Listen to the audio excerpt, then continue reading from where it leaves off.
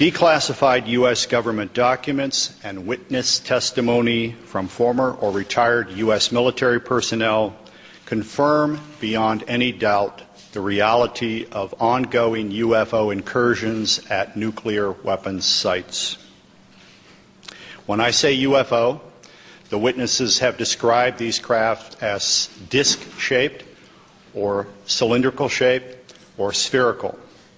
These objects are capable of both hovering and high-velocity flight, usually completely silently. Over the past 37 years, I have personally located and interviewed more than 120 of these former or retired military personnel, all of whom report UFO incidents at one or more of the following locations: nuclear missile sites, nuclear weapons storage areas, and nuclear weapons test sites in Nevada and the Pacific during the era of atomic atmospheric testing. The conversation in the exopolitics community, in my personal opinion, is no longer, do UFOs exist? It's completely irrelevant, okay? We already know they do. Where do they come from? That has some validity. Is it metal? That doesn't have any validity. It doesn't matter, okay? What matters is, why are they here? And what can we do to learn from this experience? In fact, this was the first thing that challenged me to check it out in ECM as to whether or not the contact that I had on the scope was genuine. Because this was between 65,000 feet and above, and the strength of the signal was as strong as the surface contact on the water of an aircraft carrier. This contact was huge. It was got my attention and the attention of others that were on watch. There were 4 enlisted on watch and 2 officers at the time that this occurred. We challenged it and checked the codes out. It was not commercial. And then it began to move fairly slowly at first and then very quickly. It was doing better than 1,000 knots. The first time I picked it up, it was hovering, it was stationary. Then it was doing about 1,000 knots. Then we contacted, it was over 500 miles away. And that high up, even though horizon line is at 18 miles on the Earth, when you have that high in altitude, you can detect aerial contacts at a much greater distance than line of sight, or UHF, let's say, communications. And so anyway, in this particular case, it was showing up on height-finding equipment, and it was showing up on radar equipment. And I wasn't the only one there on watch that night. So anybody who was there at that time knows what I'm talking about and knows that it's the truth. But less than a dozen people knew what went on that night, and that ship had 5,000 men on it. Right after that call, I woke up my commander, who was on a rest period, Fred Mywald, a retired colonel now, and told him about the phone calls. As I was telling him about the phone calls, my weapons started going down, one after the other. They went into a no-go condition, what we call a no-go condition. They were unlaunchable. We lost somewhere between 6 and 8 weapons that morning within minutes of having received that second phone call of a UFO hovering outside the front gate. Again that morning, after reporting it to the command post, we were informed that a very similar incident happened at Echo Flight. I was at Oscar Flight. They lost all 10 of their weapons under similar circumstances, very similar circumstances, where UFOs were sighted over the launch facilities. They had maintenance crews and security crews out there that had spent the night, and they were reporting UFOs over those sites. And the commander of that flight was Eric Carlson. He also separated as a captain, and the deputy commander was Walt Fiegel, retired as a lieutenant colonel. We have those witnesses that I just mentioned, the names I just mentioned, have spoken of this event before, and they will back up this story. We also have documentation that I received through FOA request from the Air Force outlining the Echo flight incident, and including in that documentation a reference to UFOs. We have telexes covering this incident, and in one telex it says the fact that no apparent reason for the loss of 10 missiles can be readily identified is cause for grave concern to this headquarters. This was from SAC headquarters.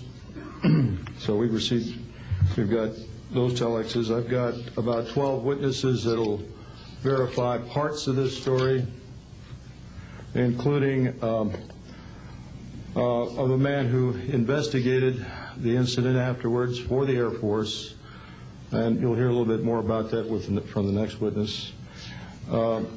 And also another guard that witnessed a UFO in that same time period, and another officer who retired a full colonel who had other reports of UFOs. Ancillary to that, excuse me, I've got the complete report on a Minot, North Dakota incident. That was Minot Air Force Base, North Dakota, which happened in August of 1966. Very similar, UFOs sighted over missile silos, and also a UFO incident that was investigated by the Air Force immediately after our incident within a week. I'm willing to testify to the truth of all these matters that I've spoken about this in front of Congress under oath. Thank you. These gentlemen believe that this planet is being visited by beings from another world who, for whatever reason, have taken an interest in the nuclear arms race which began at the end of World War II. Regarding the missile shutdown incidents, my opinion, their opinion, is that whoever are aboard these craft are sending a signal to both Washington and Moscow, among others, that we are playing with fire, that the possession and threatened use of nuclear weapons potentially threatens the human race and the integrity of the planetary environment. That conditions are correct. Conditions are manifested for an Antichrist manifestation, right, which is kind of like... So you think that's perhaps where this is heading? Yeah. Right. I do. Okay. Yeah. If we do not heed the warning, we are being warned. They're not taking the hint. World leaders, governments are not taking the hint from them at the moment, and I do strongly believe there'll be more UFO sightings until we take the hint. So you think that the warnings are coming through the many sightings that there are currently? Yes, I do. I think we are being warned. That's one manifestation of the warnings? Correct. I think that they're continually. I think that it wouldn't be surprising if they continually keep turning up in bigger, just showing up in bigger craft, all that kind of thing. They're there. And I think that we are definitely being warned. That, in fact, that the weight of the testimony will carry the day here, and that this is real. Yes. I had an insight, and it relates to your question. There have been tens of thousands of sightings and experiences from all over the world. Only one needs to be true. Because if only one is true, then the entire case of the non-reality falls apart. Okay, you're here because we have serious problems. The planet itself has serious problems. According to the Andromedans, with the destruction of the ozone, with the near death of the oceans, as of right now, we have approximately 40 years worth of oxygen left in our atmosphere. 3,500 years ago, the oxygen content on our planet was 35%. Oxygen being a gas.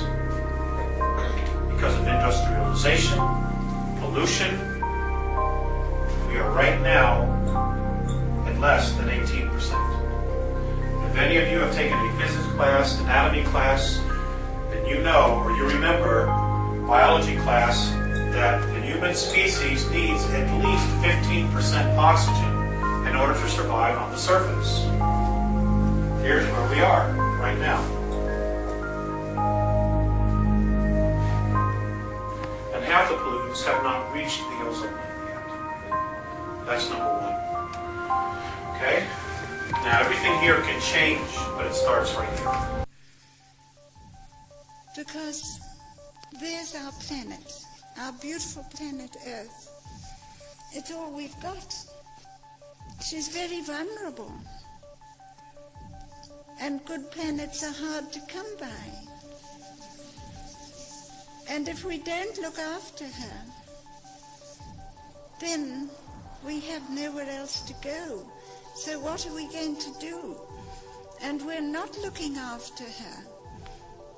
We're gradually, systematically, and in some instances, deliberately destroying her beauty. And above all, destroying the atmosphere, which is our very protection from radiations from the star, our sun. After retiring from the Air Force, I went to work for Boeing as a computer systems analyst. Bob didn't mention this, but one of my first supervisors at Boeing was Robert Kaminsky. He has since passed away. He was the engineer selected by Boeing to go out and investigate the UFOs, the missiles that were shut down. He living close by where I lived in Washington State. We got together frequently on Saturday to discuss UFOs and other topics. And he says, Arnie, those things were perfectly clean and they did not go down by themselves. He then went on to say that halfway through the investigation, the Air Force sent Boeing a message which said, stop the investigation and do not, repeat, do not send us a report. He told me that personally on 2 or 3 different occasions, and no hesitation at all. In conclusion, I've studied UFOs for over 60 years, believe it or not, and I am convinced that somebody out there is trying to send us a message. If I knew who they were, I probably would not be here. Thanks for your time. Drag yourself to work, drag yourself home, and zone out in front of a TV or a video game or something, and try not to think. This is what's going on in America today. It's time for you to turn off the video games. It's time to quit distracting yourself from reality. People who watch the TV, the video games, this, that, the other, what they're doing is wasting time. They're distracting themselves. They're not into the reality of what's actually going on. They can listen to someone saying, well, we're going to have Homeland Security, and we're going to start having to put, the military in here to stand guard over the people because we don't want any riots, and it's for your safety. And they can hear that and not actually hear what's really being said. They just hear, oh, our safety, okay. And they zone out, and it's like, all right, it's time to wake up. And Spirit has said, some people, humanity needs to be shaken hard to get woke up. But regardless, they need to get out of their rest and get woke up to what's really happening. They would never, ever consider dumbing down their children so that they could be managed or controlled. Because that's sabotaging the race. Okay? She told me they are from our future. They are Earthlings, actually. After the devastation that had come to pass on the Earth. And that was why the warning for the New World Order and all of that's going on right now. This is the beginning of the end for us if we allow this to happen.